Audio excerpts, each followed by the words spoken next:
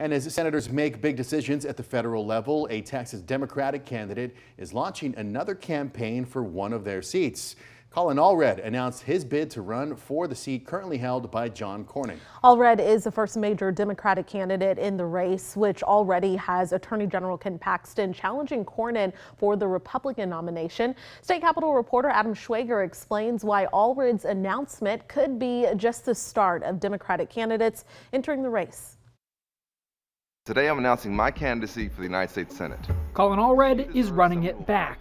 The former congressman and professional football player announced his candidacy for U.S. Senate, drawing parallels between losing his first Senate race to being an undrafted player who persisted to make an NFL roster. One thing that Colin Allred can say, and he's already saying, is that he's done this, he knows the ropes. Jim Henson runs the Texas Politics Project, tracking public opinion on Texas politicians.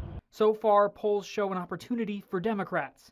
In June, just 23% of registered voters polled had a favorable opinion of incumbent John Cornyn. His main Republican challenger is not polling much better, as 29% had a favorable opinion of Ken Paxton.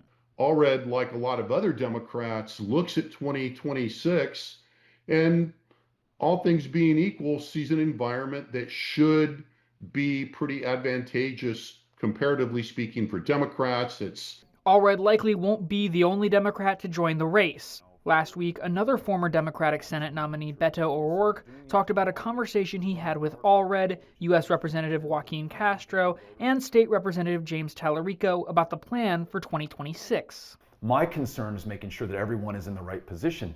If you have everybody clustered in a Senate primary, for example, well then who's going to run for governor, lieutenant governor, attorney general? Henson says the Senate race could be the best opportunity for Texas Democrats. If you're going to run for one of those other top offices, say the governor and the lieutenant governor, are going to be running against very well entrenched, experienced incumbents. In Austin, I'm Adam Schwager. And in response to Allred's run, Senator Cornyn's senior campaign advisor said John Cornyn has always voted with Trump, or I should say has voted with President Trump 99% of the time, and is the only candidate conservatives can trust to beat Allred.